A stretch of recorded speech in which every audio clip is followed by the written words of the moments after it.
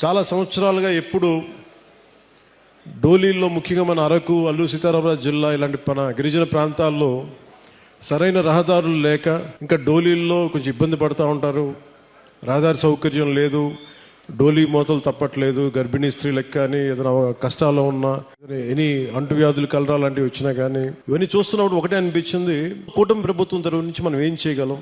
ముందుగా జీవన శైలి మెరుగుపరచాలి, రోడ్లు బాగుండాలి. దాంట్లో భాగంగానే ఈ రోజున కూటమి ప్రభుత్వానికి గత ప్రభుత్వానికి తేడా ఏంటంటే వాళ్ళు దాదాపు 92 కోట్లు మాత్రమే ఖర్చు పెట్టారు 5 సంవత్సరాల కాలంలో. 1177 ఆవాసాలకు మటుకు ఇంకా రోడ్స్ కనెక్టివిటీ లేదు.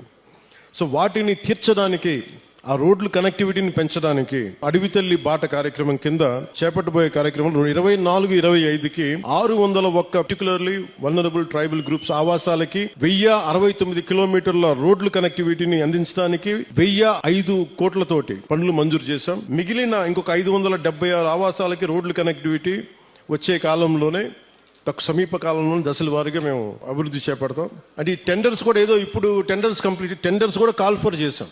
ఇంకో వారం రోజుల్లో పనులు ప్రారంభమవుతాయి. ఏదో మాట్లాడి చెప్పి వెళ్ళిపోవటం కాదు, వారం రోజుల్లో పనులు ప్రారంభమవుతాయి. ప్రభుత్వం మంచి ప్రభుత్వం ఇది.